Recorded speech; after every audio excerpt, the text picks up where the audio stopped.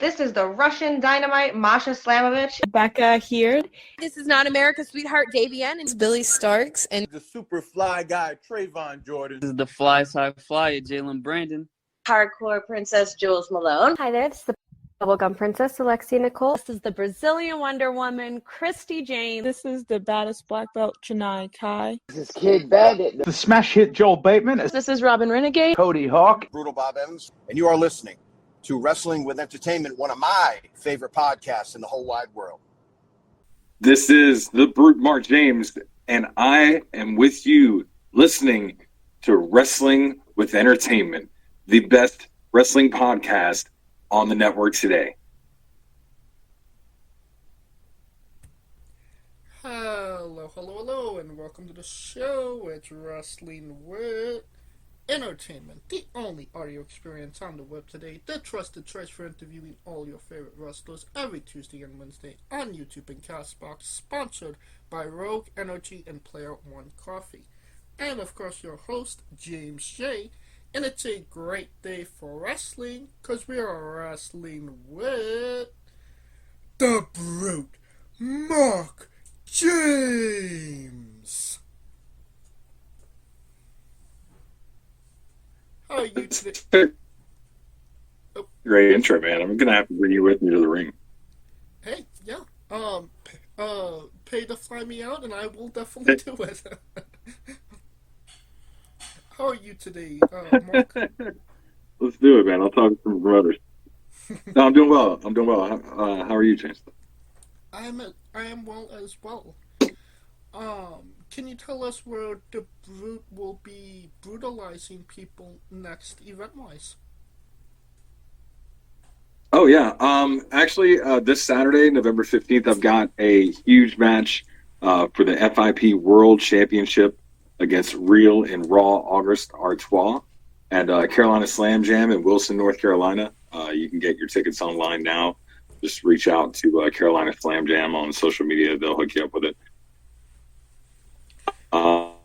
But yeah, huge match. Legitimate world champion. This guy travels all over. He's been just recently Thailand, the UK. He's been Alaska. Just got back to the US. So it'll be nice to beat up a world travel guy like him. So that's my next thing. We've got a few other things on the horizon, man. There's Newborn Wrestling is coming up in December. We got United Pro Wrestling in December. Mall Mania is huge. That's in Greensboro, also in December. But some really big events coming up on the horizon. So a very busy ending of the year. Yeah, I try to stay pretty busy. I've been doing this a while, but the more active you are and the more you're in the ring, the easier it is on your body overall, honestly. So the more time off I am at 46 years old, it kind of sucks when you get back in there the first time in fall.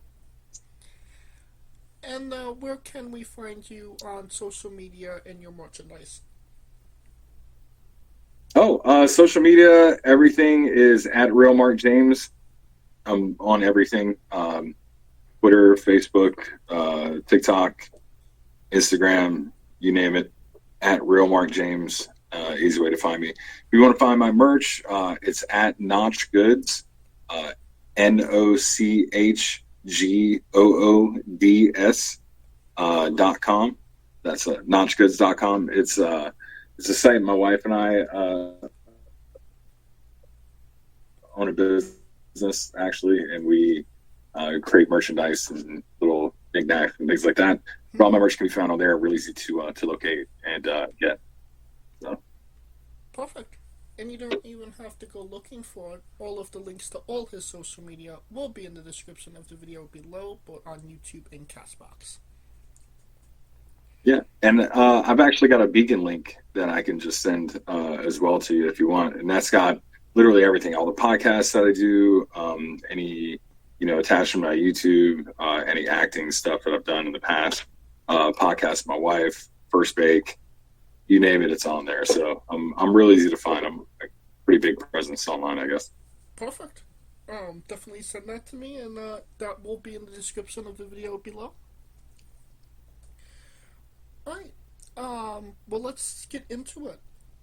Not too long ago, you had an unsanctioned match against Tim. Quite the brutal match as well. I believe you put Tim through dump tax to finish the match, no? Yeah, I hit him with the bead breaker on some thumbtacks after I speared him through a door, and among other things, a few chair shots, things like that. And I love Tim. I want to preface all this in the fact that Tim's one of my closest friends, like in life and in the wrestling business. I love that guy, and he kind of sacrificed himself for a bigger cause there from Joe Black. From me after he stole my title at Newborn Wrestling. So, I hated to do it to him, but the fact is, business is business and brutality is my business, So you got to take care of what you got to take care of. Right. It wasn't something you wanted to do. It's something that Tim made you do. Yeah. I mean, he volunteered himself to fight. So, if you're the guy that's going to step in the ring, it is what it is. I'm about fighting, man. I don't have to, not worried about all these little childish games that people have going on outside the ring and all that stuff. I'm trying to go in there and win money. I'm a prize fighter. I like to go in there and put food on the table. So that's my goal all the time. And Joe Black stole my championship. Stole it. Literally spit in my face. I don't know if you've seen the clips or anything. Yes. From any of them. But yeah, the guy literally spit in my face, took my title, took my money, and ran with it. And now he's got me fighting all these little goons he's got in the Pantheon to get back to him and get my title. So, again, I love you, Tim, but you're the first guy on the list. I had to get through you to get to him. So you're basically climbing that ladder of inconveniences to get back to your title. yeah, basically. It sucks, man. But when you got the gold, you call the shots, and he's got management in his back pocket with ASJ there, and Tim's in his ear, and they've got a lot of things locked up over there at Newborn. So it's an uphill battle. It's a climb up to the Pantheon, which I'm willing to do. I've done it before. I'll do it again. And, this time it's going to have a pretty big prize at the end of it. So I'm looking forward to when I can get a hold of Joe Black again. Seems like there's a lot of gold in front of you, no? Yeah. I've been lucky enough to be in some really good positions. I feel like I've earned it, man. I've been doing this for 25 years. Everywhere, regardless of my age, I'm in there fighting with all these young kids, and I got no problem keeping up with them. I got no problem putting them down and fighting again for that next opportunity. And like I said earlier, man, I'm a prize fighter. More championships means more money, means more food on the table. Means my kids are happier, my family life is happier, and money makes the world go round. So that's what I do.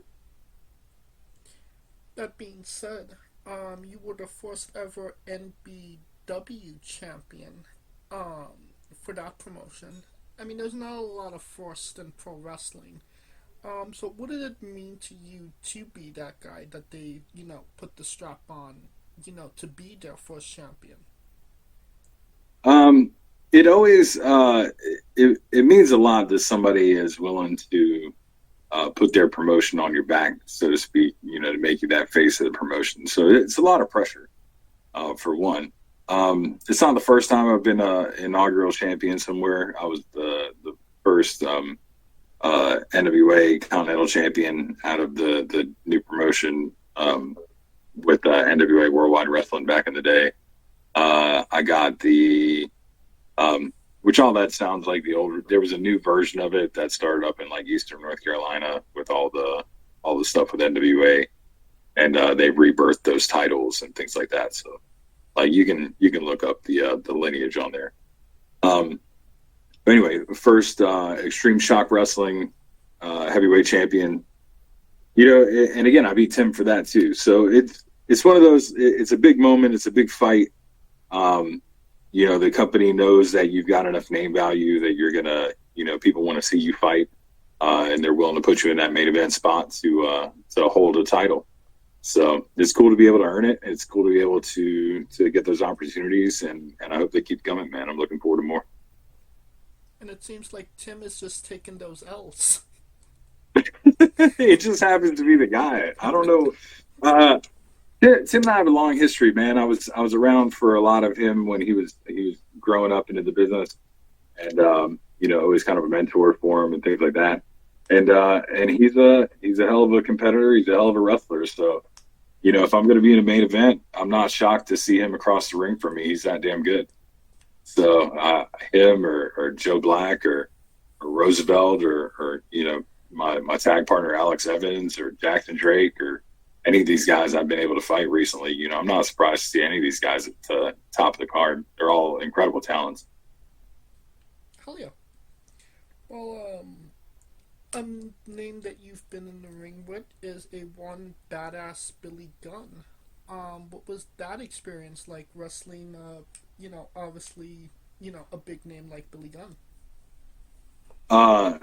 Man, it's, there's times you get into wrestling, obviously you're a fan. And I am old, but I'm not too old to remember the days of DX and all the things that, honestly, I've forgotten a lot of things that Billy's done in the business. I forgot he was most of his TNA run and him with the beautiful people and things like that. But this guy is like Hall of Famer literally everywhere he goes. He's been involved in every major storyline in major factions in wrestling. And somehow I ended up in the ring with him. And it was pretty surreal, honestly. There's only been a couple times that somebody's music is played and it's made my arm hair stand up, because it's like, oh wow, this is really, you've watched this guy for years on television. Right. But definitely Billy's like, doesn't get much better than that, man. This is DX. The guy's, it's pretty crazy. It's surreal, honestly. The whole suck it thing and all, you got the whole 9 yards with Billy. He did everything. And to do it on a short notice thing where you had to move venues and it ended up being outside in a parking lot instead of in the baseball stadium where we were originally doing it. And just being able to be a pro and roll with punches and go in there and do a great job, entertaining the hell out of fans. Him and Brady Booker were outstanding, honestly. Just really, really great people to work with. So it's cool, man. Yeah, I've gotten in there with a few legends in the business, I guess you would call them. Obviously Billy's a legend. We wrestled. Alex and I have wrestled Heath and Rhino. Back in the day, we wrestled Suicide with TNA. It was all the same match. Us and Jackson Drake against Heath, Rhino, and Suicide there for UPW. You can find that on YouTube. We did, who was it? Mecha Wolf and X-Storm and Robert Martyr, which is cool in the Lucha lifetime. Being able to wrestle with Mecha Wolf is a guy that's pretty high up in the Lucha, chain of command, I guess. Oh, yeah. So we've got Tommy Dreamer and C.W. Anderson. I wrestled Balls Mahoney and Mikey Whipwreck back in the day. Balls, another guy standing mid ring and his music hits. It's crazy, especially up in Pennsylvania when you're doing it, man. It's just nuts to imagine. And sure, you're in there to fight, you're in there to perform and do what you're doing, but there's still a big fan in you that's in there, and you're like, wow, I can't believe I'm doing this right now. It's pretty cool. I mean, let's talk about, let's kind of go backwards. Mikey Whipwreck, Balls Mahoney, ECW's legends. Unfortunately, Balls isn't no longer with us as well. What was it like wrestling, obviously ECW icons? It was pretty incredible. I'll tell you, so my old tag partner, Jimmy Parker, and I, we were the Brutes. We drove up to, I think it was Hanover, Pennsylvania for this. It was Rage Pro Wrestling. And we never got the video of it. I'm kind of annoyed by it. This guy was supposed to allegedly doing TV and everything. And, the network took the video, so we never got it. A likely story back in the day. So, but anyway, he had Dreamer on the show. He had Just Incredible on the show. He had just a bunch of ECW guys. Balls and Mikey were there. Nikolai Volkov showed up randomly, just walked in and like set up a gimmick table and started doing autographs. It was weird, but he had nothing to do with the show. He was just there. I think Robbie E before he got signed, like on his way down to a TNA stop, he like stopped in, set up a gimmick table. It was damn good shit. But hey, man, cannot hustle. You know what I mean? Get in, get your money. Yeah, Jimmy and I, we ended up wrestling Balls and Mikey. Mikey did a lot of the work. Balls literally just got out of the hospital and showed up really sick and was thrown up and all that while we were talking about what we were planning on doing in the match. And it turned into a big schmoz, and we just fought all over the place and had a good time. And as the match ended, Balls threw up next to the ring. But like otherwise he was there for everything except for when he like cut my tag partner's head open with this aluminum can. So, better him than me. Mikey and I are just in the corner in the ring talking about it, and he sees Balls do it. He's like, "Oop, your partner is not going to be happy." I was like, "Nope."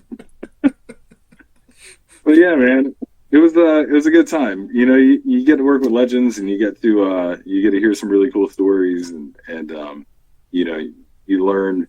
I guess I get a better way to do the business, which I've tried to transfer over to a lot of the younger guys that are coming up now. And not really better, but just a different way to do the business. You know, how to wrestle and how to make moments matter better or more to the situation. So, you know, if you can do it right, you save yourself some energy and some pain. Because you are coaching right now, no? Off and on. I'll show up over at Firestar from time to time and help out.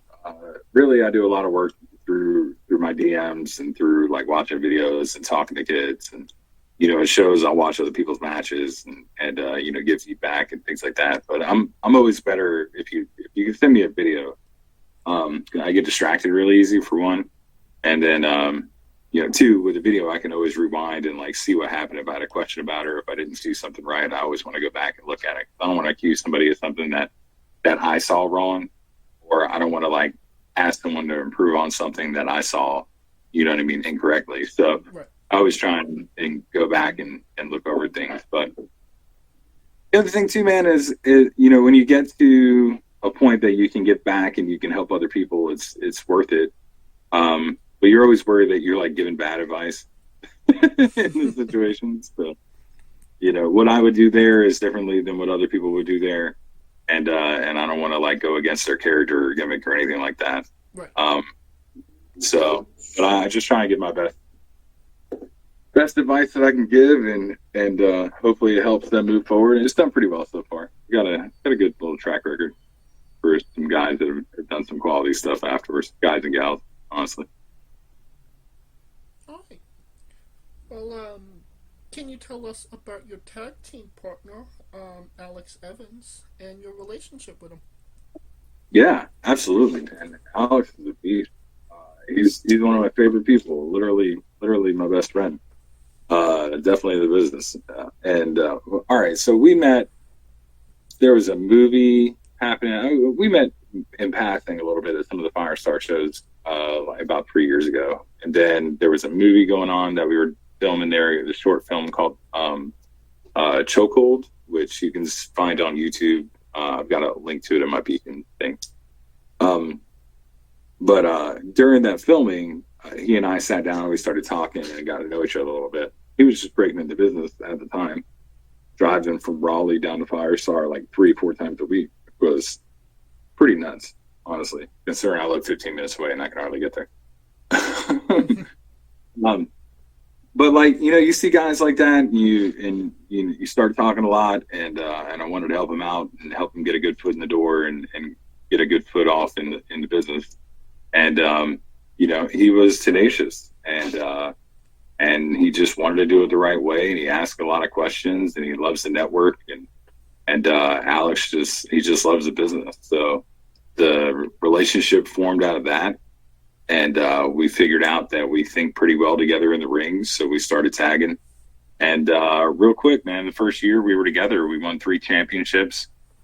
We had the Firestar tag team championship. We had that longest title reign, longest tag team champions ever. We've had the UPW tag team titles for over 2 years now. Still have it, first ever. We got them first ever tag team champions there, and nobody's been able to beat us for them yet. And then the DCW tag team titles, we were the first ever DCW tag team champions, dominant championship wrestling out of Selma, and lost those a while back, and haven't really been back there since. So we're on the bigger and better things, man. We're looking at the Alternative Combat Wrestling in Southern Pines, North Carolina. We're in a tournament for their tag team titles. We're in the second round of that tournament now, and about to get some more gold for us. So, Brutality Inc. is doing some big things. We got a huge set of events coming up in 2026, and I'm real excited for it. Hell yeah. What is a pet peeve about Alex that you just don't understand?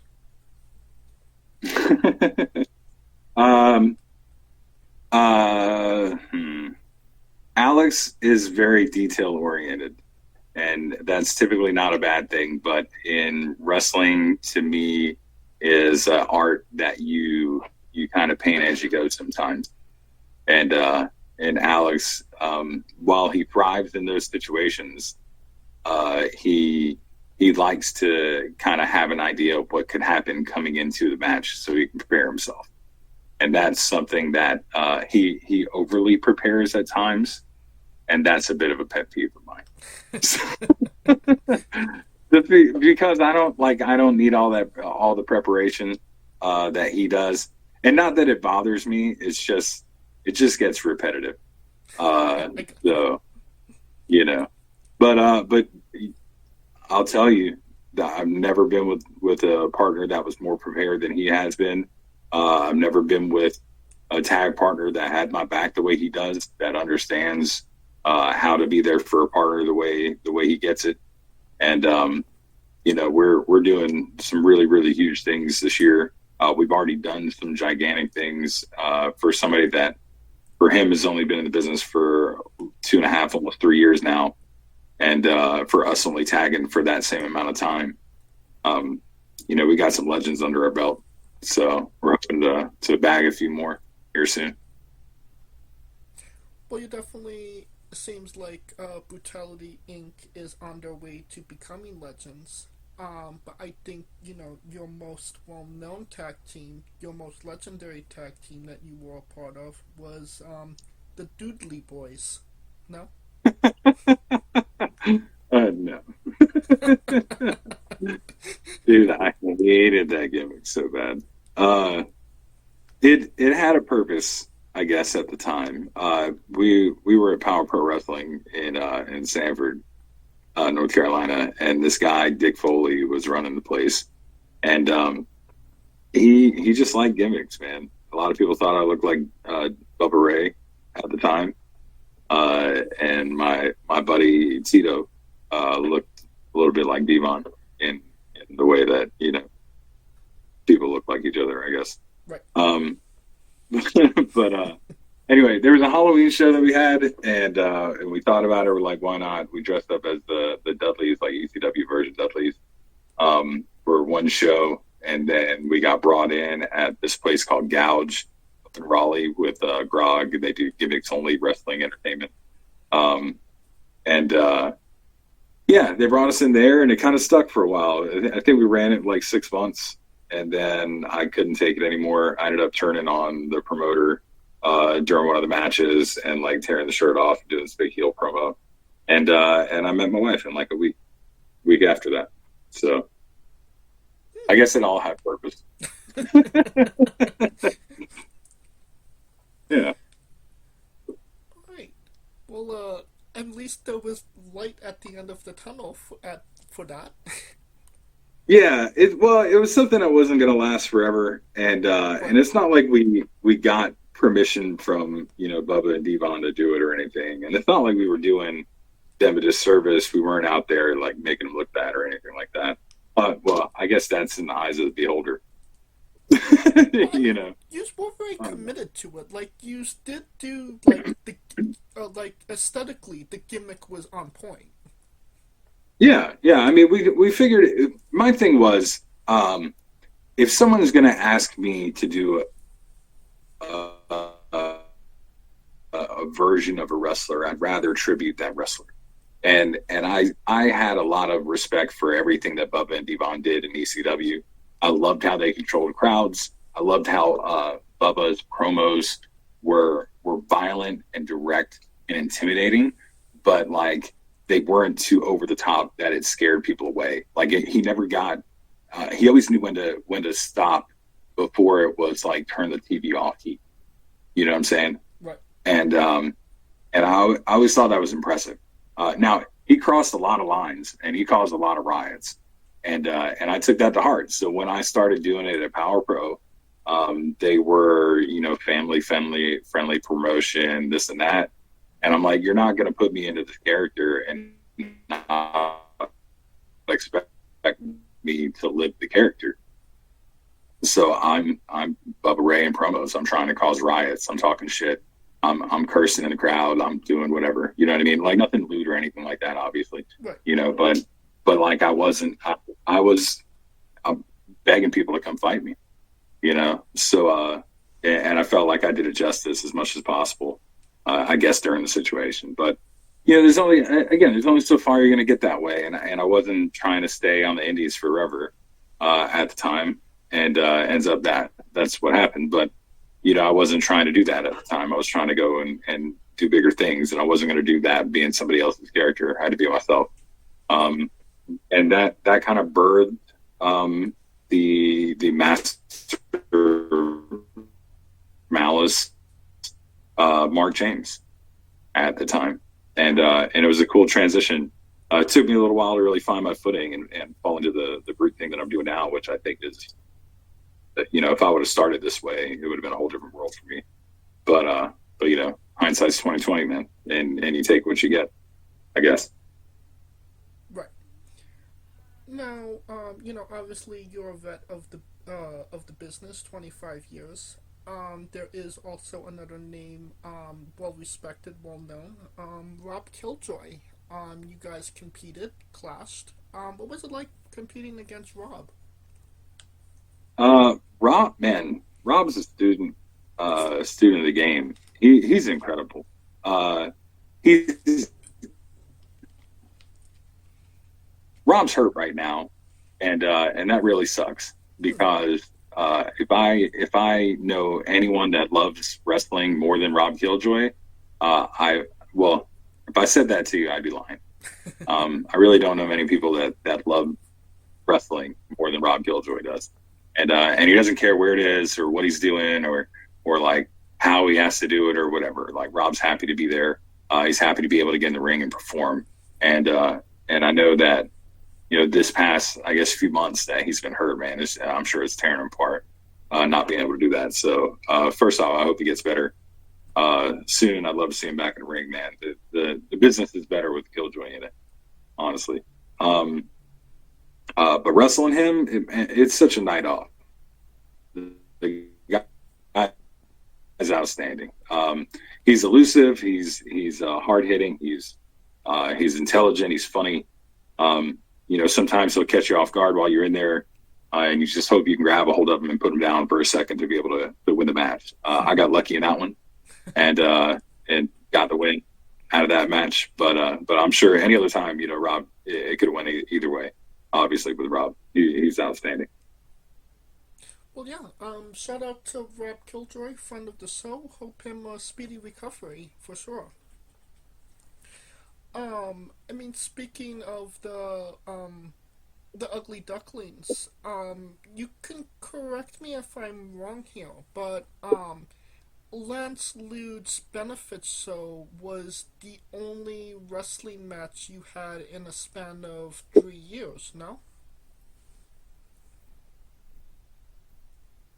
No, that's correct. I left the business for a while, for multiple reasons. I didn't feel that I was evolving along with what the business was doing at the time. I had a lot of pain that was happening. I had some neck injuries and shoulder injuries and stuff that I needed to get squared away. And honestly, man, I was like 350 pounds. I was a fat schlub and couldn't really move and didn't feel good. And I just needed to get away. One of those things when you don't love it anymore, man, you got to leave. And I felt like I didn't need to be there. So I did. Anyway, fast forward to all this stuff going on, and Lance Lude gets cancer. One of the times, he's had it like 6 times now. That I don't know how the guy's still standing, honestly. But man, he's a hell of a fighter. But yeah, so we did a benefit show for them. I ended up doing a battle royal. It was really dope because it was my first thing back, just something to do. And my son was finally old enough to be able to jump in there with me. He like walked me out to the ring and then obviously ran off to the side with his mom. But yeah, after a few years off, all right, sorry. I'll go back and tell the entire story. I apologize. And I tell long stories to begin with, but so all that stuff happened. I needed to leave. I wrestled C.W. Anderson, what I thought was going to be my last match ever. I thought I was done, and I was pretty happy being done for a long time. And then life brings you back. My buddy Moses Manson always reached out to me to get me back in the business. I had a couple guys that always reached out that wanted to get me back in business. But anyway, my kids were starting to get old enough. Well, my son was that, he wasn't old enough to really remember me wrestling at the time. And he's a huge wrestling fan. So he always asked me about things, and he always asked me if I was going to get back in there, especially after I started losing a lot of weight. And, I lost like 150 pounds. I got my shoulder fixed. I lost my gallbladder. I was in great shape and great health. And, I could do it at the time. So he asked me what was stopping me, really. CM Punk came back during this time period, the first time at like AEW, if that makes sense. Mm-hmm. To put a date on it, I guess. And when Punk came back, and that kind of jumped him back into the business and jumped my daughter back into the business a little bit. And my wife still hates it, but that's life. Okay. She doesn't hate it. She just hates it. Women get it. They'll understand what that means. The wives will. But yeah. But I had to have a long sit down talk with my wife about the whole thing when it happened. But anyway, yeah, I did that benefit show, and then my buddy Moses Manson unfortunately passed away, and then I got pulled into another benefit show for him. And then, kind of the rest was history. Then, I got the bug back, and I had to talk the wife into it.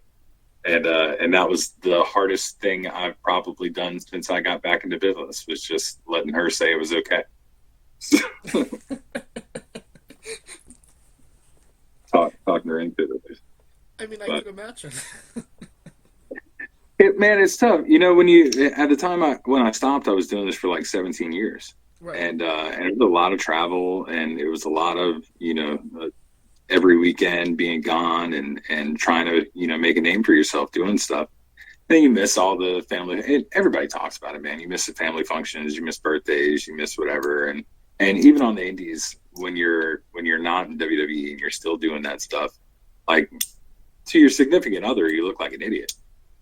They're like, what the hell are you driving 3 states over on, whoever's birthday and getting paid like $50 to do the show? Like, what are you doing? So when you get older into this, man, you have to make some good decisions when it comes to the family. One of the things that I did was we sat down and talked, my wife and I, about me, first off, being present while I'm at home. Which is a big thing. A lot of people, like, I'll get stuck on my phone or I'll be talking to people, which I still have an issue with. But even, being able to be present while I'm at home, Secondly, like, not wrestling every damn weekend. You know what I mean? Like, I don't have to be on the road all the time. I'm not the guy that's trying to get signed like a lot of these kids are. I'm the guy that's trying to help these kids get signed at this point. And, you know, I can do that from around my house, and I can do that from places that are local-ish to me, you know, a few hours away, that kind of stuff. So I'm not always on the road, and I'm not dragging my family out on the road all the time. So once we got past those things, and I you know, kind of proved that you can do that and still keep your head right at home, you know, she's been a lot cooler about everything recently. Yeah. Shockingly, all it takes is being a good husband, and your wife is okay with you doing crazy things. So, fellas, that's it. That's all it takes, man. You just got to be a good husband sometimes. I say it like it's so difficult to do, and it's not. It's such an easy thing to do. It's probably like this is the best time in one of the best times that we've had in our marriage as far as like our relationship goes. You know what I mean? Like full on in love with each other. It's pretty amazing. And like we're 15, 16 years into this thing, you know? So like all the young kids, and there's going to be tough times and stuff like that when you're into this. And especially if you're trying to have a relationship and be a wrestler, it's tough, man, but you got to be smart. You can't be doing dumb shit like taking bookings on your anniversaries and missing your girl's birthdays and stuff like that. Like, it just doesn't make sense for what you're doing right now. You know what I mean? You can, yeah, because in this industry now, it's all online. It's on YouTube. Like, you can make yourself look busy and not have to be in the ring. Right. You know? And people can't keep track of it anyway. So if you miss a day because you prove to your wife that she's more important to you than this business is, then it's probably good for your health in the long run, because she's not going to kill you. And that's good. It's another day to live and wrestle. Yes. So you get it. I don't know if you're married or not, but you get it. I'm not. But no, I'm glad that, you know, your marriage is thriving in a profession where marriages don't necessarily thrive. Oh, well, trust me, I've fucked it up plenty. Excuse my language. I don't know if you can curse on here or not, but I've fucked it up plenty in advance before all this. So, and even in this marriage, because this is my second, essentially, I screwed it up plenty. Excuse me. For years up until we, until recently. So, you know, it takes some trial and error, but you know, eventually you'll get it, I guess. Once they hit you in the head enough times and tell you to stop. Right. Yeah. Now, you know, you mentioned your son coming out with you, you know, to make your first entrance back. What did that kind of mean to you, you know, to have your son, you know, by your side, you know, in a profession, obviously, that you care a lot about? Oh, man, that's everything to me. He would be my tag partner if he was old enough. He's only 12. He can't do it yet. So, but yeah, it's pretty cool to be able to share that with him, and how well he did it too. The kids have born. He literally. You say that your kids are born into this business, like he was really born into this business. Like he, 2 weeks after he was born, he's already at a show. Again, stupid. Guys, don't do this stuff. Keep the kids at home. Learn from my mistakes. But yeah, he's always been into it, and he does stop motion matches on his YouTube page and things. He understands wrestling knowledge and wrestling history probably better than I do. And for him to be able to come out, even just that one time that we did it, because most places have me as a heel, and I don't really trust people. Yeah, with my kid coming out there, you know. But if I'm working baby or something like that, and he could do it, why not? For him to be able to come out and have that experience and feel the crowd and feel that rush, man, it was huge. That's everything. I don't know. I really don't know how much longer I'll be doing this stuff, but I don't know that it'll be long enough to be able to like do a tag team thing with him, which would be the only other like cooler thing I could think of, honestly, would be to actually wrestle a match with him. I think that'd be pretty awesome. But I'm not sure he'll be ready by then.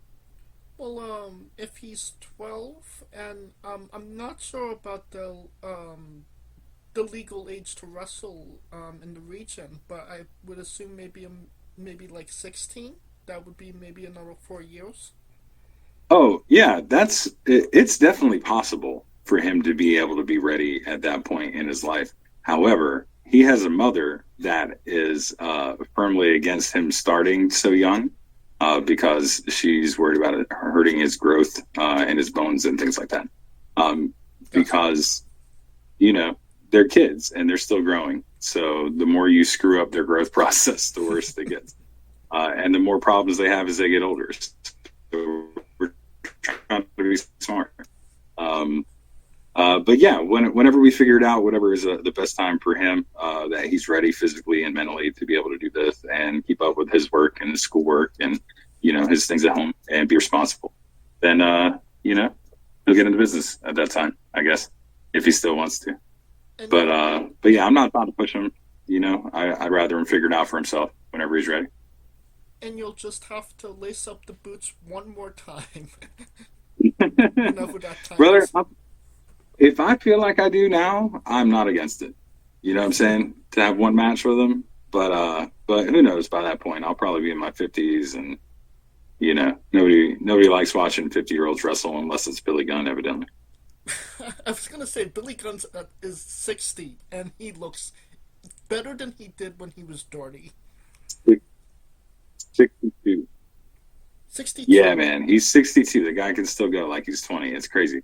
Genetics. 62. He's huge. He travels with Brady Booker and Ilja Drago, I think the guy's name is, and they're all huge. Like when you walk out, so I'm like 6'1", 245, right? These guys are all like 6'5", 6'6", probably. I don't even know how much they weigh, but they're just gigantic, like Mr. Olympia looking guys.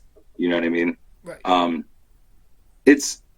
It's pretty intimidating, honestly, when you walk up to them and you're looking at their chest when you're used to being one of the bigger guys around here. So, yeah, it was definitely different getting in there a match with Billy and Brady and guys like that. You know, they take it seriously, man. They're in the gym, you know, 2-3 hours a day. They're trying to get as big as they can. And, you know, Billy, evidently, according to Brady, he outlifts all of them. So, 62 years old. He can outlift all of them. Genetics. They're a hell of a thing. Crazy, man. All right. I think it's time for Mark's Bizarre Adventure. You're a pro wrestler that goes up and down the roads, and weird, crazy, and bizarre things are bound to happen. Can you tell us a road story that fits that description? Let's see. Can it be before wrestling? Sure, why not? Okay, so when I was in the Marine Corps, I was stationed out in 29 Palms, California for a while. And we used to go to Vegas and we would party and we would hang out and do things. So one weekend we're in Vegas. My last weekend I'm in California. And I'm out, I'm going home, like all that stuff's happening, and I'm out partying with friends, and we took a few doses of acid at the time. And it was a great day. Well, the next morning we're getting out to leave. We're standing outside by our car, and we're having to drive from Vegas all the way to Los Angeles, California, so we can be at Disneyland. Really, we were going to Anaheim, so we had to be at Disneyland for every day at Disneyland, which was a day that we just kind of took over the park, a bunch of rape kids, and went out and partied and had a good time, and they didn't know what to do with us. So anyway, we're standing outside, we're smoking a cigarette and hanging out by the car. This guy walks by us and he's like, "Hey, have a safe trip to LA." Randomly, no clue who this guy is, never met him before. never talked to him before in our life. Guy walks by. The car didn't have California plates on it. Nothing. Right? No clue. So as we turn around to go find the guy, he gets lost in a crowd of people. We just kind of write it off as a coincidence, get in the car, start driving. It's 5 hours, again, from Vegas to LA driving. Okay. And we're on the road, man. It's mostly desert. Everything's chill. You know, it's a good time. We're just hanging out, listening to music, driving all the way there. It gets to be nighttime.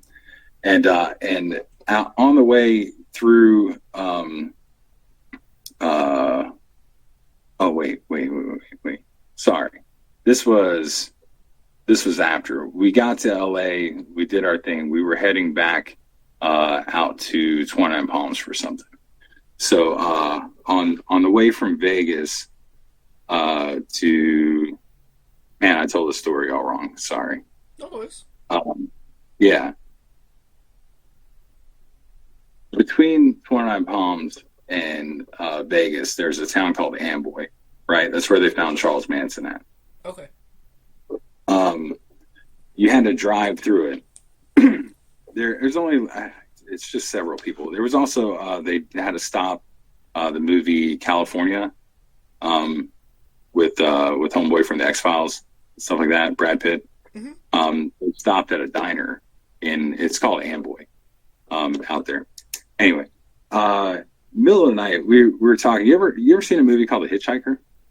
No. All right. So, anyway, we were talking as we're driving through that area, and we're on our way back out of 29 Palms.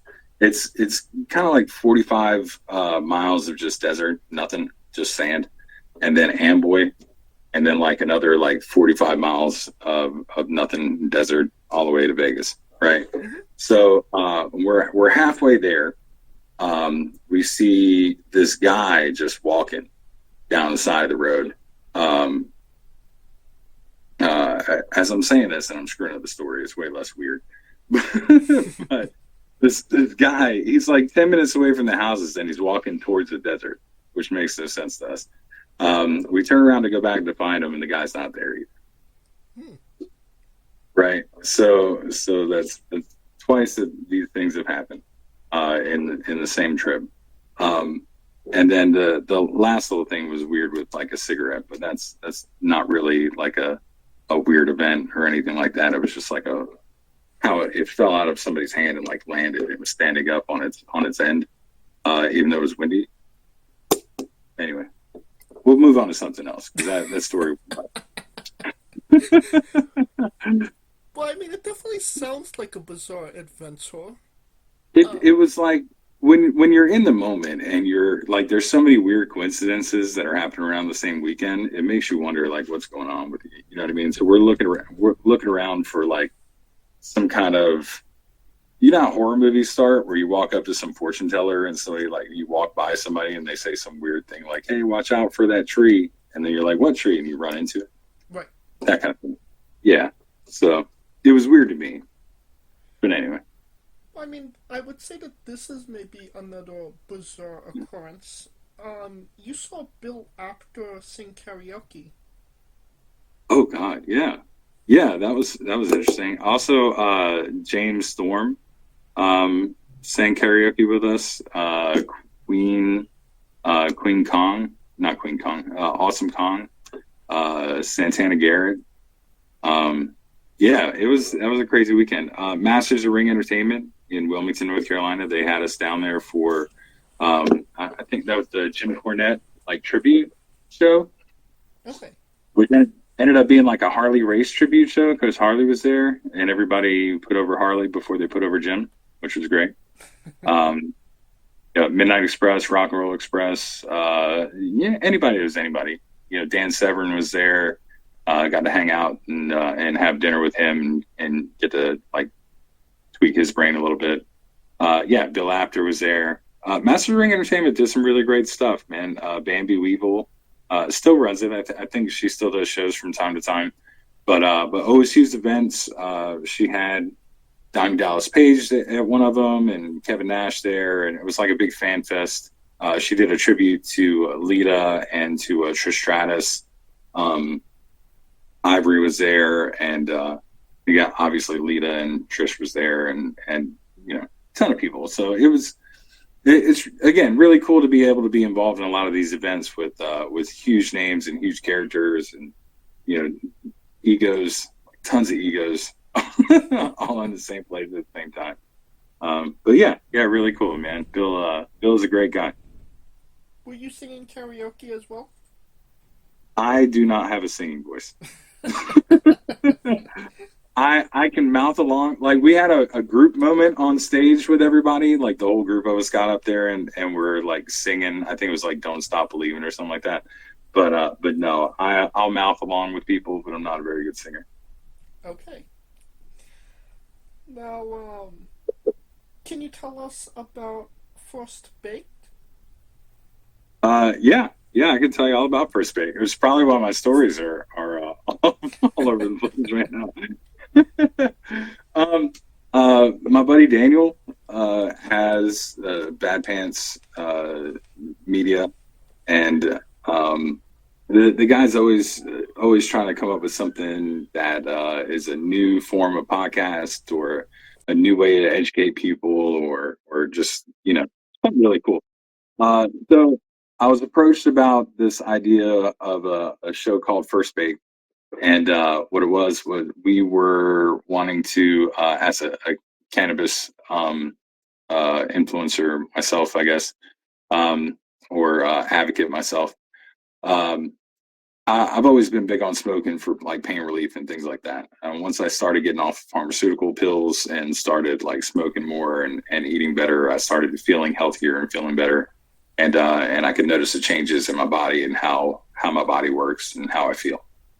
So again, I'm a big advocate of doing natural stuff. And, you know, I smoke a lot of weed.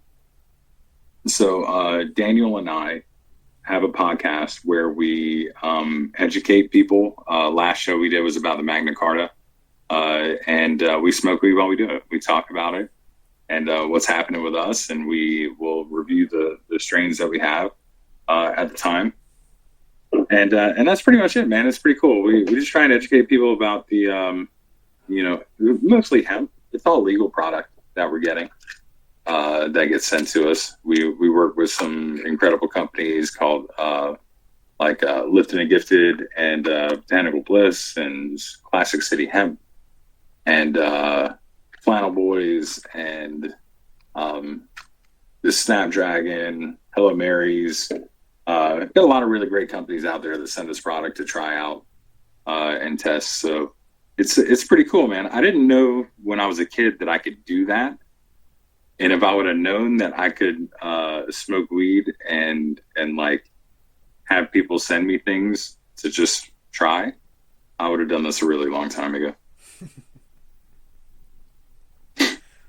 And your co-host Daniel has a very oddly specific question about the paranormal. No?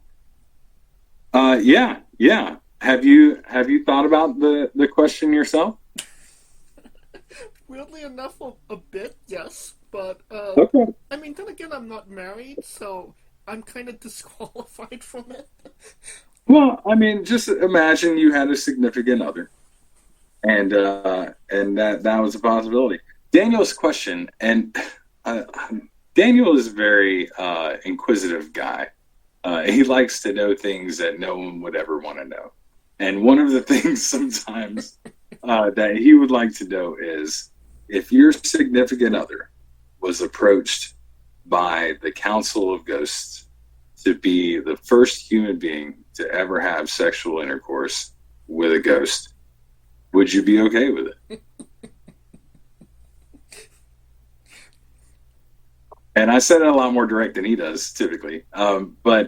But yeah, that's pretty much the gist of it. Would you be okay with it, and why? And we've had some on both sides of the fence. Honestly, it's been pretty interesting hearing people's answers, because some people are all like, "Hell yeah, man, be part of history. Go do what you do. You know, make it happen, Captain." All that stuff.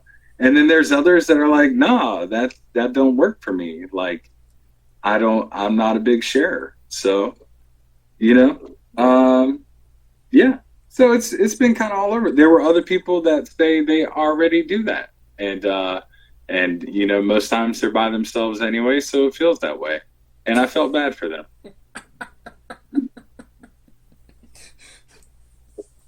Well, I mean, it's not your only odd occurrences that you've encountered or odd disputes. You are the judge for Wrestle Court, no? Yeah, we did like 3, I think maybe 4 episodes of Wrestle Court with Judge Mark James.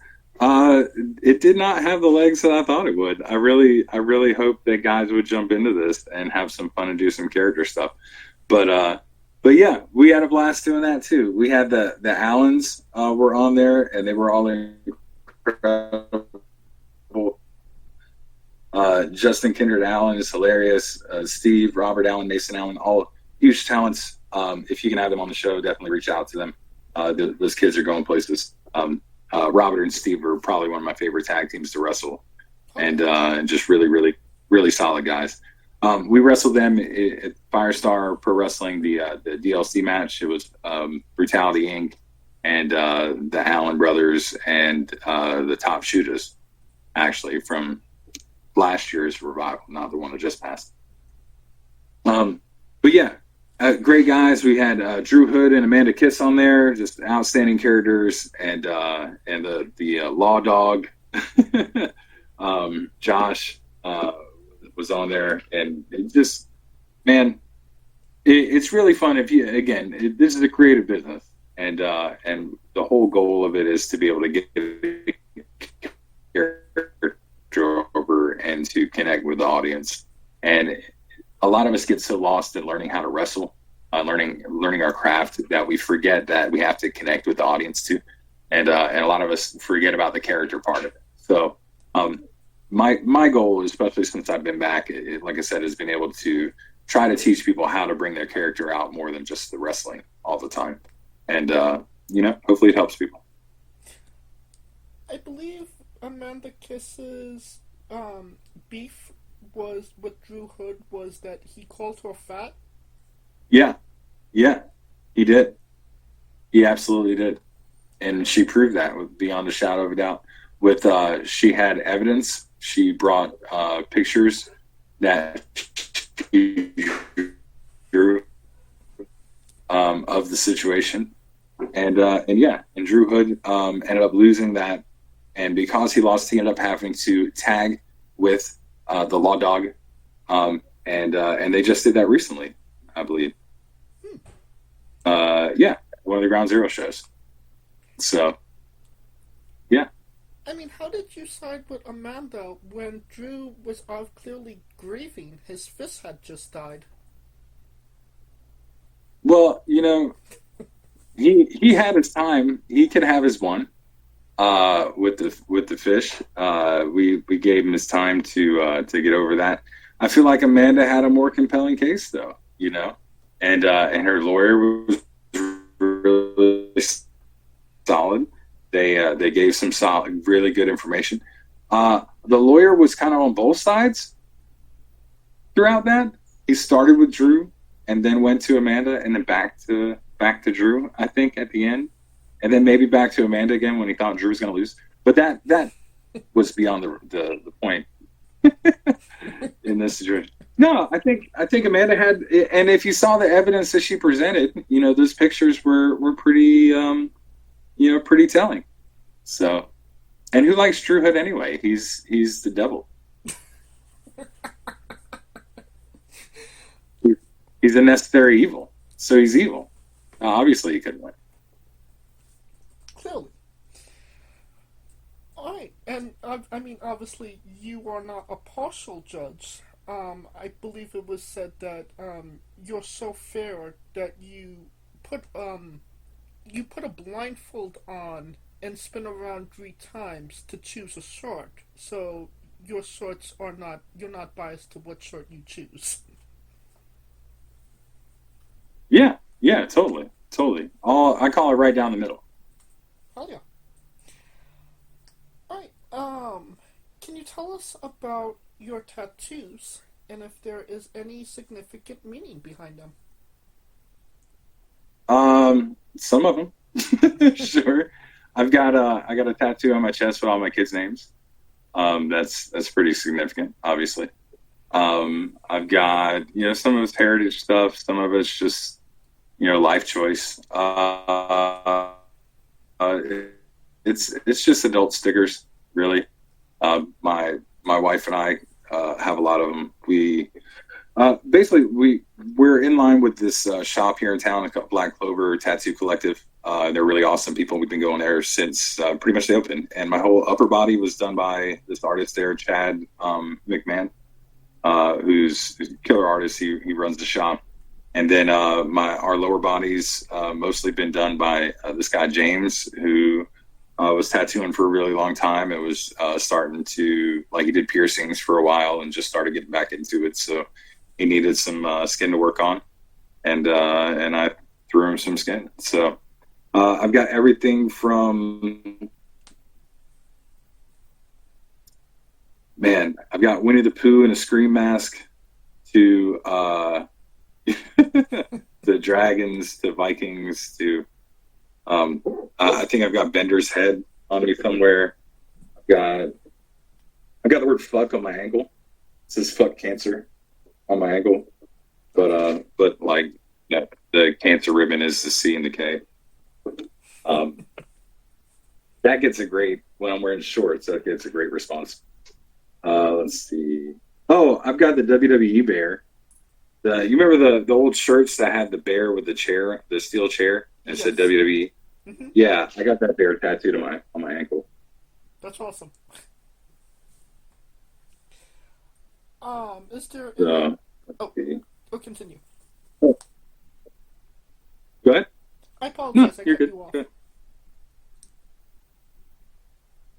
Oh no, you're fine. I was just gonna say, the other cool thing about my tattoos is my wife and I have a bunch of matching but non-matching tattoos. We have similar things, but they're not a lot of couples will go out and get the matching whatever, they'll get this either the same exact tattoo or whatever. Where I have Brute on my forearm, hers says Beauty. We've got similar skulls and Viking setups and just little things like that are similar tattoos that we know is our thing, but other people wouldn't realize it unless we told them or whatever. But yeah, I like doing things like that. So yeah, a lot of them do have some significance, but probably not to you, really. If you looked at it, you would be like, why would you have Mickey Mouse cutting Bender's head off on your leg? Why do you do that? So, and to that I say, why the fuck not? Oh yeah. Is there any plans for new tattoos in the future? Yeah, I could have went today, honestly, and I haven't been able to get over there to the guy. We got to color in a lot of these things, so I go almost weekly. But we got a deal worked out. It's pretty cost effective for me to be able to go up there and help out. Okay. And I get tattoos and I talk about them, and everybody's happy. So, but yeah, I've got some ideas for some cool ones that are coming up. We just finished a one that was part of. Well, we haven't been.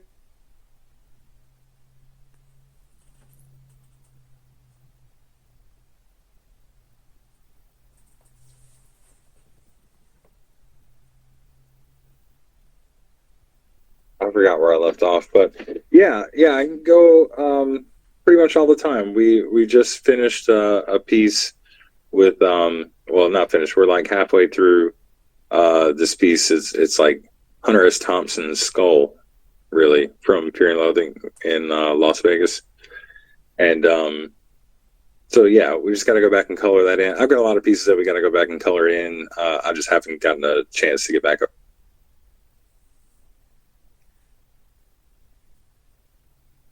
Okay. Can you hear me? Oh.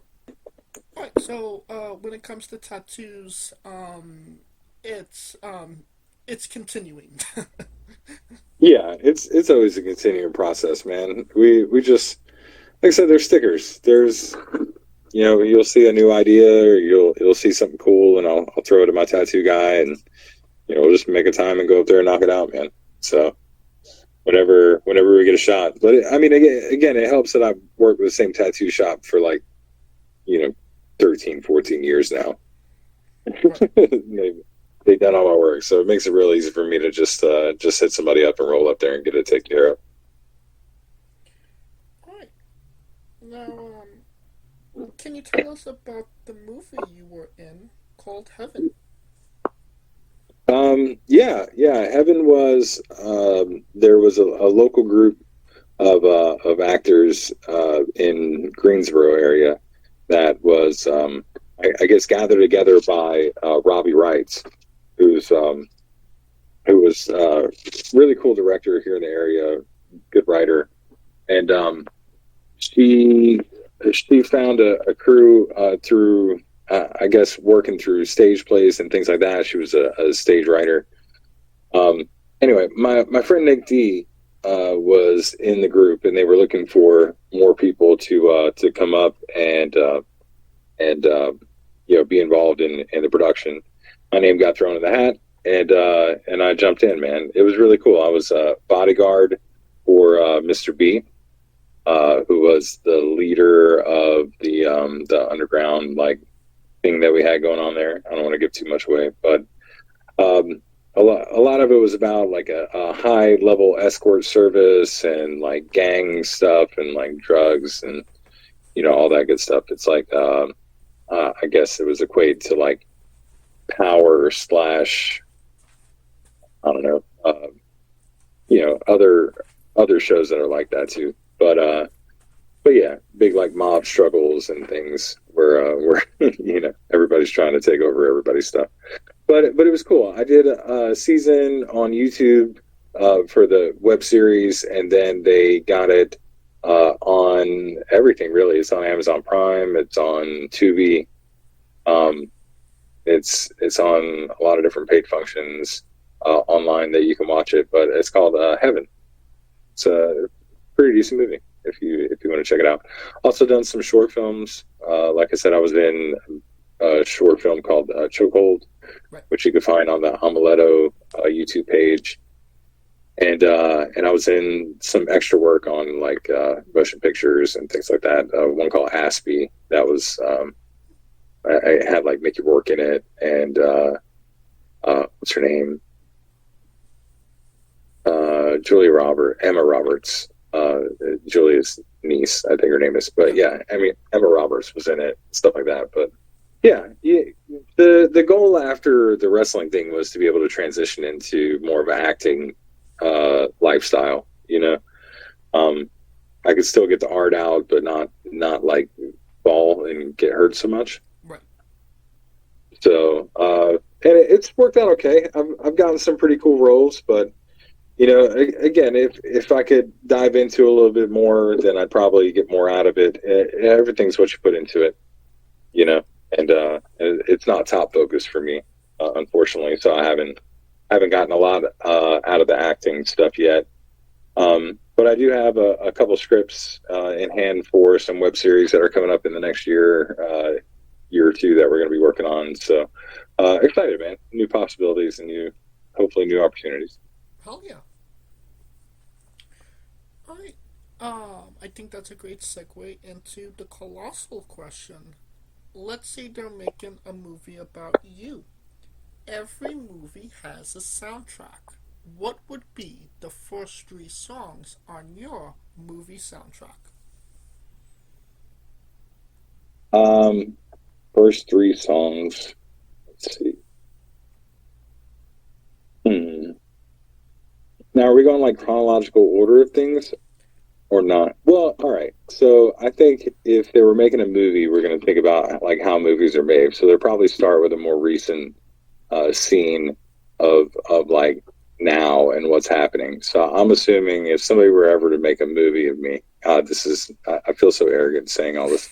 If anyone were to ever make a movie of me, I'm sure it would start with something with wrestling related. So my theme song would probably be playing at the time, which is "Tear Away" by Drowning Pool.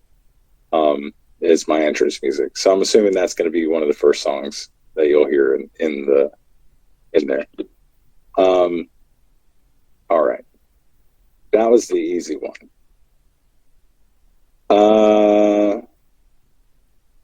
If it goes back as a kid, I'm sure you'll hear "Crazy" by Patsy Cline. This song my mom used to play all the time around the house.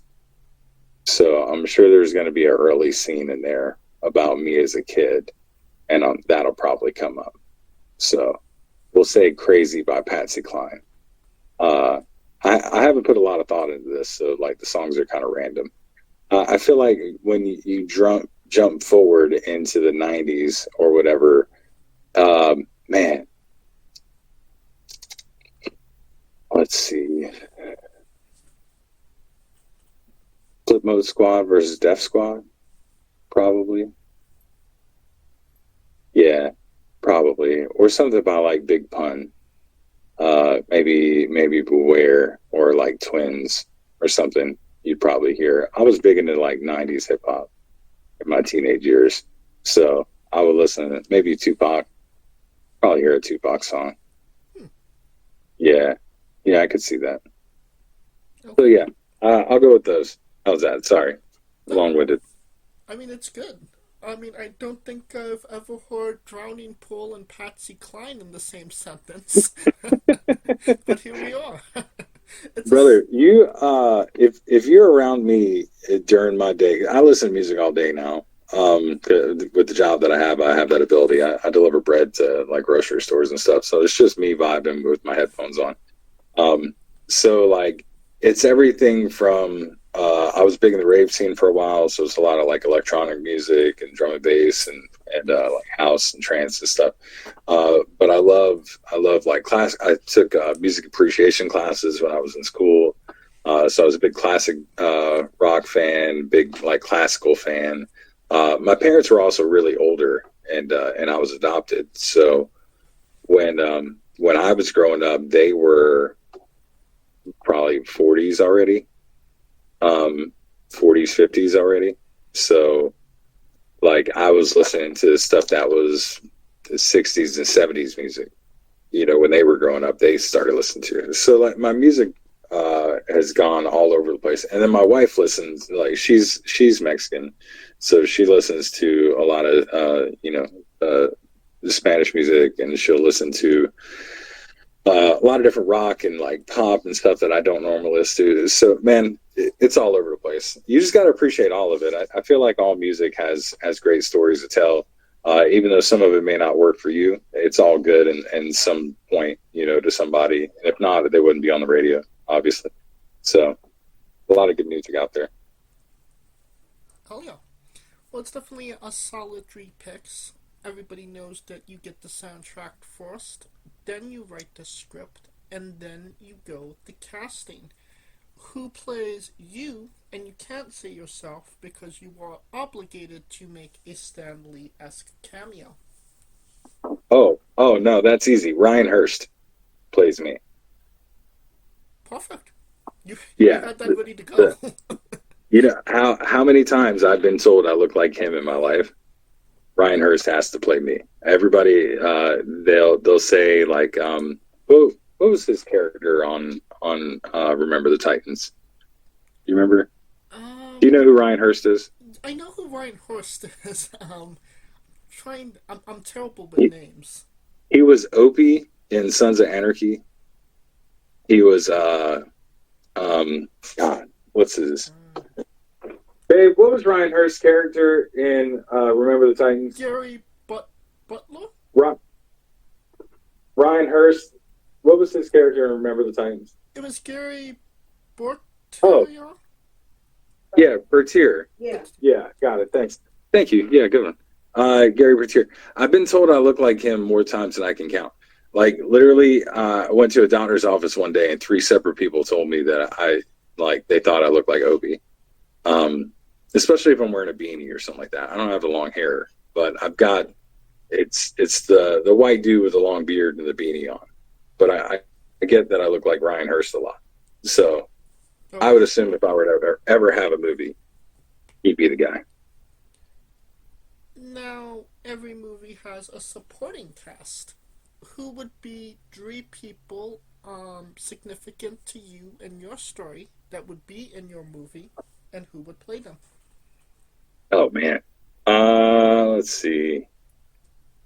Well, I'd have to have my wife in there. I don't know who would play her. That would be interesting.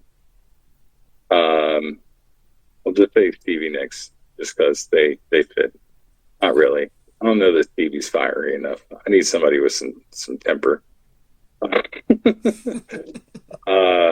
Let's see. Yeah, I'm not sure, but my wife would definitely be in it. I'm sure Daniel would be in it. My buddy Daniel. I talked to him a lot about stuff. Who would play Daniel? And I haven't thought about any of this, and I don't know enough actors' names to really be able to answer this well. I mean, we could leave it up to casting if you'd like. Yeah. Okay. Yeah, that would be great. So I'm sure Daniel will be in it. I'm sure Alex would be in it. I talk to them all the time. So at least those 3. If you're not like including kids and stuff. Dude, like literally when I'm not wrestling, all I do, if I'm not at work, I'm at home with my family and that's it. So like if there's really like 2 or 3 other people that are going to be with you, it'll be my wife and my kids. That's all we do. We hang out together all the time. It's a killer family dynamic. Most times you'll catch us like playing Fortnite together, like in squads or something like that, just because it's what the kids do. That's what the adults do, you know? So yeah, hopefully if there's ever a movie about my life, they cast my family well and they pull off our dynamic. That I think would be the coolest thing. All right. This is sounding. This is a weird interview for you, right? You're used to all these like young wrestling kids that are like, you know, nose to the grindstone type guys that are really, you know, ready to go. Everything else, and I love the business, man. I'll wrestle every weekend. I'll wrestle 3-4 nights a week. It's a blast. It's my favorite thing to do ever. But like I've been lucky enough to find a really cool work-life balance, and you know, I want to show people out there that you can have that and still be able to wrestle and still be able to do things. And you know, but also like when you're chasing your dreams, don't forget about the people that are there supporting you that whole time. You know, making sure everything's cool at home and, you know, things are still running and, you know, taking care of what needs to get taken care of while you're out there chasing your dreams. Oh no, this is definitely not the weirdest interview I've ever had by any stretch of the imagination. This was not even the weirdest colossal question we've had. One person actually wanted their movie to be a zombie apocalypse movie, where him and his 2 tag team partners fought zombies together. So that this was tamed, to say the least. Man, that sounds like a blast, though. I don't know that I'm into that kind of stuff, dude. I just like hanging out. I don't know. I'm a very analytical, like again, business minded, like family minded person. So my fun.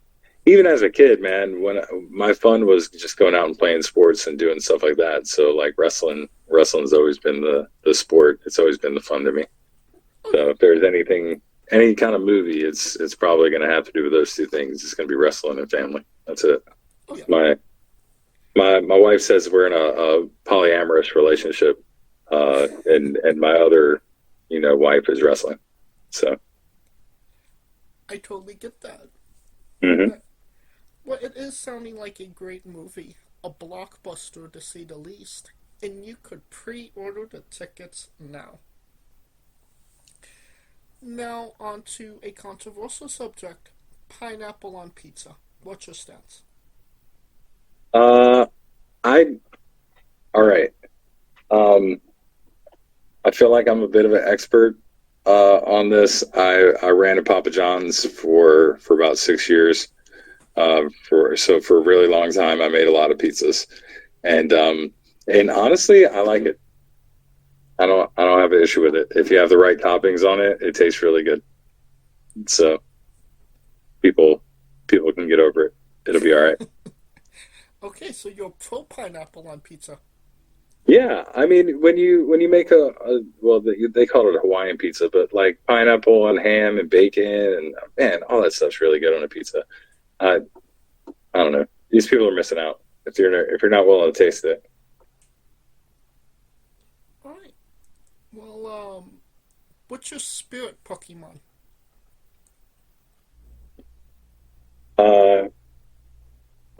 Snorlax probably. I don't really know a lot of Pokemon. That's one of my kids' favorites, so I'll go with that one. I will accept that answer. We love the late great Tracy Smothers on the show. Do you know the acronym for Doug? THUG. Oh shoot. I used to know this. No, I can't remember right off the top of my head. No, remind me. Well, T is for terrible, H is for hell, with the dog barking in the background. T is for terrible, H is for hell, U is for ugly, and G is for jail, because a dog can't spell. Jeez. Good stuff. We love the late great Tracy Smothers, trying to keep the memory alive on the show. Tracy's awesome. Weirdest question you'll be asked on a wrestling interview? Hopefully. Would you ever consider wrestling a rock? Not Dwayne Johnson, not the country, an actual physical rock. Yeah, I mean, if you pay me enough, I'll do it. I could put him over too. I don't really care. So yeah, it's all about making it work, you know.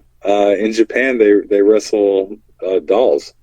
So why can't you? Well, just for context, there is a wrestler named Psycho Mike that indeed wrestled a rock for over 15 minutes in a No test kidding. match. That's an Ironman match that lasts for 2 weeks. That's hilarious. No, I'm sure he did, and Mike is incredible. I know I say incredible a lot, but like he's like really amazing, and how well he knows his character and what he can get over and what he can't. So yeah, I'm sure he did. I bet that was awesome too. And he worked out hard cam. Yeah. Oh God, I'm sure. Yeah, he definitely did. Man, there is so wrestling's such a cool art. There's something for everybody. And like there's the purists will shit on the comedy and vice versa. And none of it makes sense to me because we're all out here enjoying everything. You know what I mean? I've never been able to find something that's so in tune with pop culture at the time as wrestling always is. And just continuously, it's ever evolving. It's always getting better. It's always figuring out ways to improve on itself. And like just wrestling as a whole is just a really cool art form. So I love that the business right now is so popular, and the world has embraced it as much as it has. That you're able to see so much of it now on your television. Think about this, man. And sure, like there's a lot of people that hate the WWE like purchase of all these major organizations and things, but whenever has AAA been as prevalent as it is now ever before? You know what I mean? Oh yeah. Like now, their pay-per-views are events now. They're seen all worldwide now instead of just in the country. It's been brought up. So like, there's wrestling 7 days a week on television now. Multiple companies, not even the same ones. And then on top of that, you've got streaming services like Triller, like the Independent Wrestling Network out there that has hours and hours and hours of footage from old matches and old shows on top of the new promotions that they're working with all the time. You are never at a lack of wrestling content in your life if you want it. And that's amazing from a guy who grew up in the 80s that had to wait till Saturday morning to watch it, that had to find tape of something at a video store to be able to watch wrestling. And like you say a lot, like these kids don't know how good they got it, but man, they really don't know how good they got it. You know, everything's at the tip of their fingers right now. And it's pretty amazing. So I'm glad to see a lot of people taking advantage of it. You could tell, you can see the people that are studying, you can see how fast these kids are taken to the business and how quickly they're rising and making something of themselves and making money. And there's definitely some heartbreak. There's some people that try it and don't make it, and all that stuff. But, it's just really cool being able to see it as a lifelong wrestling fan myself, like literally 43 of my 46 years I've been on this earth. I've watched wrestling, and it's amazing to see it finally be at a level where it's respected in the world and not, people like cowering and running away from it. And, people were like embarrassed to be wrestling fans for a long time. So it's cool to not see that anymore. Right. And I mean, like you said, there's so much wrestling nowadays. Like, if you can't find some type of wrestling that you like, whether it's on, TV, YouTube, or any of the, streaming apps, like, then you're probably not going to be a wrestling fan, because there is literally something for everybody. Oh yeah, if you want comedy, you can find it. There's like mystery wrestling out there and stuff, or old Shakara tapes. You can find. If you want violence and gore, like AEW is your place, CZW is your place. Like, there's plenty of deathmatch wrestling out there, and it's all easy to find. Oh yeah. Great stories. MLW tells great stories. You can go watch my buddy Diego out there killing it. WWE has a different show on TV every night of the week almost. Oh yeah. It's crazy. It's crazy. Like you said, like, you only, you had only Saturdays. Like, for me, it was Mondays and Thursdays. And when TNA popped up, it was like mind-blowing that there was another wrestling organization out there. Yeah, that was pretty crazy for a long time after, when it finally shut down. So, but, back in the day, man, we didn't have a lot of channels on TV. So we didn't get a lot of the wrestling all the time in the 80s, man. You guys were, again, it was cool when Capo came on and being able to watch the whole Monday Night Wars thing and, see the Attitude Era. And I missed some of it while I was in the Marine Corps, but, I jumped back in when I got out. So it was, it's amazing to see how wrestling has evolved, man. And it's cool to see so many people embracing it. Hopefully it just continues and just keeps getting better. And, these kids that are getting into the business now, they use their head a little bit and not try and kill themselves so much, hopefully. But they're in it for a good time, not a long time, some of them. So that being said, where do you see yourself in 5 years? I don't know, man. I've got a lot of opportunities in front of me. Hopefully I'll be helping produce somewhere, helping doing some agent work at a promotion somewhere if I'm still in the business and still around it. I doubt I'll be wrestling at the time. That would make me 51 in 5 years. So I think, and I don't, again, it's having more years behind me than in front of me. And not a retirement per se, because obviously I haven't like made a career out of it and been a contracted wrestler on television and all that stuff. But 25 years, 30 years in the business at the time, it's a lot of wear and tear on your body and things like that. And there's a lot of younger guys out there that are just amazing that want that spot and they're ready to take it. So, it'd be pretty cool just hanging out in the back and helping teach and, lead these kids in a good direction and be a Shawn Michaels or, be a Road Dogg or whatever, type person for them. So, and there's some possibilities of places to do it. There's a new promotion called Fight for Glory opening up in Raleigh area, Raleigh, North Carolina in January. Our first show is going to be January 24th. And, I think that's going to be one to watch, and I look forward to working with them pretty close. UPW they're doing some really big things, a lot of traveling and working with a lot of really big places. There's nothing but possibilities out there. So I just hope I can find the right spot for me. Hell yeah. Now, since we are nearing the conclusion of this interview, we are wrestling with the 8 questions of doom. Dun, dun, dun. All right. This is our speed round, our bonus round, the round where we see who you really are. Are you ready? Sure. Excluding yourself, greatest wrestler of all time?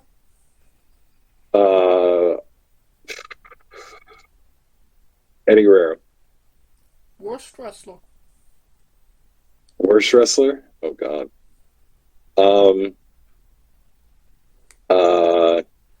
There was this dude named Surfer Dude that I knew who was terrible. Okay, well, I told him to burn his boots. He was pretty bad. we will accept that answer. Your main eventing WrestleMania for the World Championship. Who is your opponent?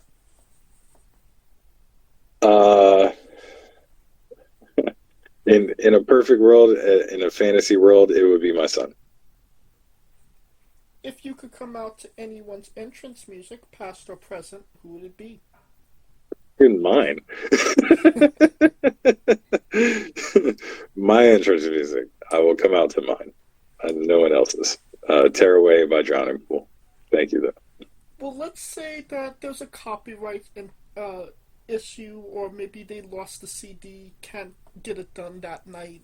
What would you be coming out to? Oh, I would,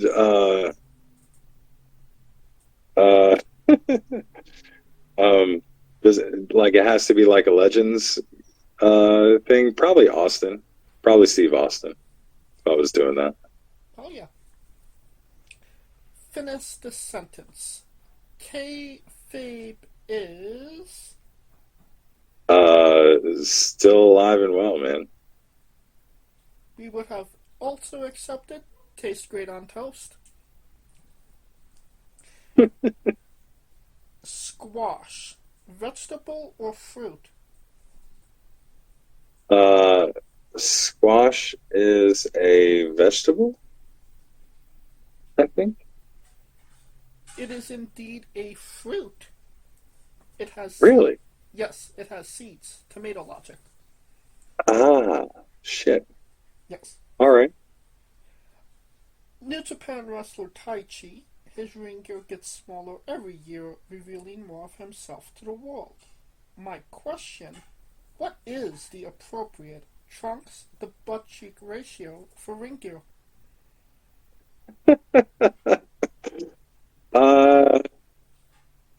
Right around where Stephanie Vakura is.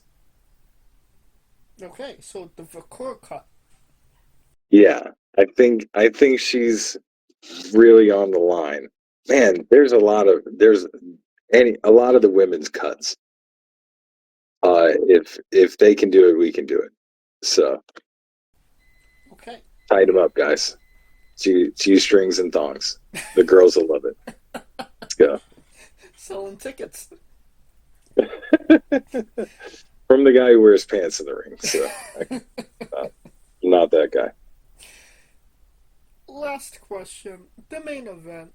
The thing everybody wants to know. Have you ever had a conversation with a stranger in a supermarket about Darby Allin? Yes. Oh, well, probably not with a stranger, but I've had random, because I work in so many supermarkets all the time, I've had a ton of random conversations about Darby Allin or some other wrestler. Yes. Okay, so you indeed have had conversation, multiple, really? Oh yeah, yeah. Well, again, I deliver bread for my shoe job, so I put like the Nature's Own products and stuff like that on the shelves. So I literally work in grocery stores, and there's always a ton of wrestling fans there. So like you'll see somebody in a shirt, and you'll give them a compliment or whatever. And then here locally too was Sting's last match in AEW happened in Greensboro. You know what I'm saying? So there's a ton of wrestling fans out there. People with Sting shirts, Darby shirts, stuff like that. You see them all the time. So yeah, I've had a few conversations about Darby Allin and many other wrestlers. So, And that is the correct answer. And that will conclude this interview. Thank you so much for coming on and doing this with me. yeah, I appreciate you listening to all my really long stories. Hey. So, thank you. Listen, this isn't, nobody is listening to hear me talk. This is the Mark James show, and I'm just here to ask the questions. Cool.